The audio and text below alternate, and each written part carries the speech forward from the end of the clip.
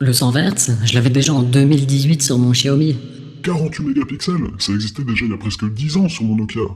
Déverrouiller son téléphone avec son visage, Samsung l'avait déjà en 2015. Apple font que copier et n'innovent plus. L'iPhone, c'est surcoté.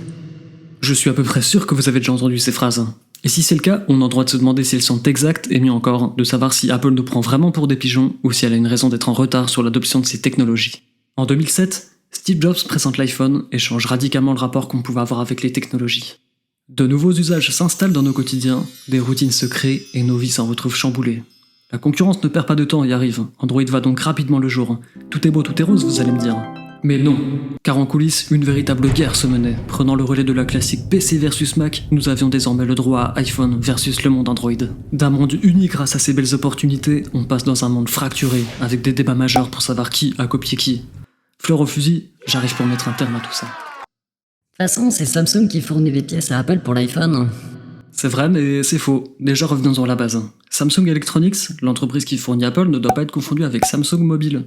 C'est un énorme conglomérat comprenant plusieurs sociétés, dont la filiale mobile qui conçoit la gamme Galaxy. Un de ses secteurs d'activité est la production de composants. Apple envoie donc un cahier des charges précisant sa demande, en s'appuyant sur les technologies de production et le savoir-faire de Samsung Electronics. Et ça, n'importe qui ne peut pas le faire. Il faut rappeler que l'iPhone se vend par centaines de millions d'exemplaires chaque année, il faut donc quelqu'un avec une capacité de production suffisante pour réussir ce défi et ne pas gripper le rouage. Et pour éviter tout problème sur ligne de production d'un composant, ce qui pourrait ralentir l'assemblage final de l'iPhone, Apple essaie de plus en plus de varier ses fournisseurs pour être moins dépendant. Pour rappel, Samsung Display fournit majoritairement les écrans OLED à Apple en parallèle de LG ou BOE. Ok, ouais, mais l'écran OLED, il arrive en premier chez Samsung par exemple. Il est vrai, le premier écran OLED est arrivé sur le Samsung Galaxy S en 2010. Mais une fois de plus, les quantités de production pour ce smartphone n'étaient pas à la même échelle que celles d'un iPhone. Il faut aussi souligner qu'Apple n'aime pas intégrer des technologies récentes, mais préfère attendre qu'elles soient matures pour bien les maîtriser. Et bien entendu, je vous vois venir aussi, évidemment que Samsung Display aussi a gardé sa technologie pour elle au début, afin d'avoir un avantage concurrentiel sur le marché des écrans, c'est normal, voilà, c'est logique.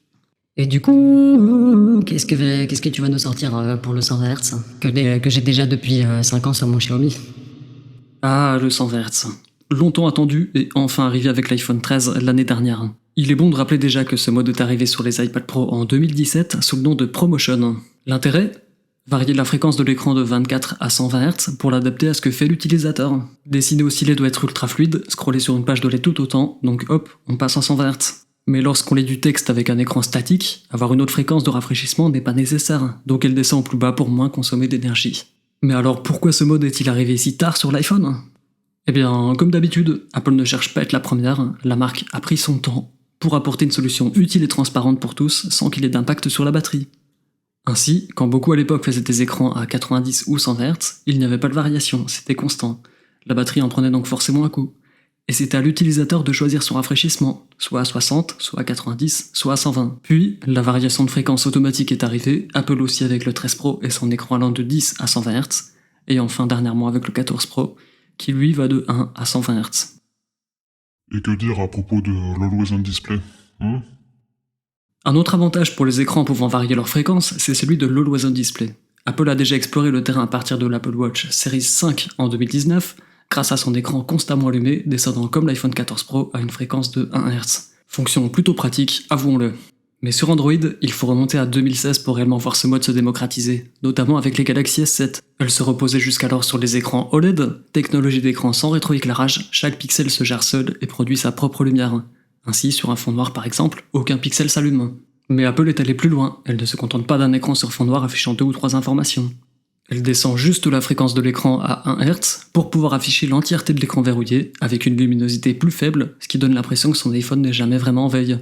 On a donc la combinaison parfaite, les avantages du rafraîchissement, couplés à ceux de l'écran OLED.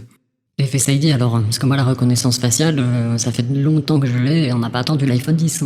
Non mais voilà, je te le dis. Face ID n'est pas un simple mode pour reconnaître son visage en 2D. Cette technologie de reconnaissance biométrique utilise un nuage de 30 000 points pour faire un mapping 3D de votre tête. Rien de comparable avec le mode reconnaissance qu'ont la plupart des téléphones Android, très peu sécurisé au passage. C'est d'ailleurs pour cette raison qu'on a une encoche sur l'iPhone, pour y placer des capteurs nécessaires et non pas qu'une seule et unique caméra.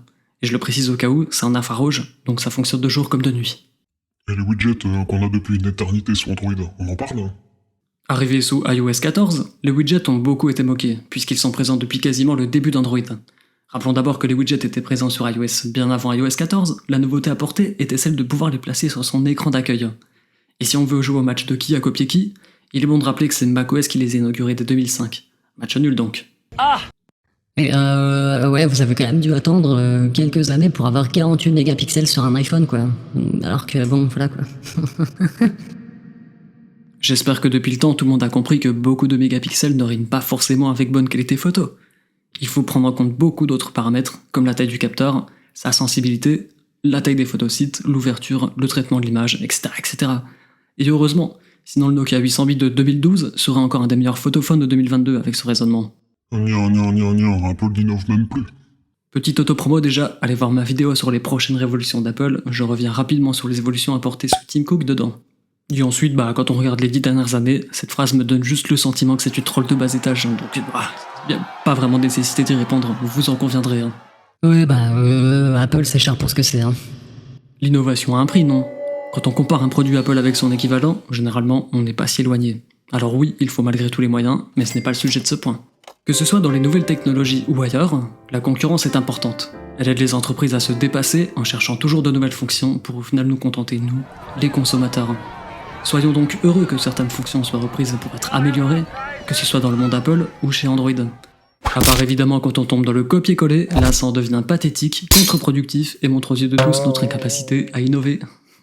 Et vous alors, quel point vous agace lorsque vous parlez avec quelqu'un qui a un iPhone ou un smartphone Android? Dites-le moi en commentaire, je sens que ça va être marrant. Merci d'avoir regardé cette vidéo, n'hésite surtout pas à t'abonner, c'est gratuit, et laisse un petit pouce. Let's go!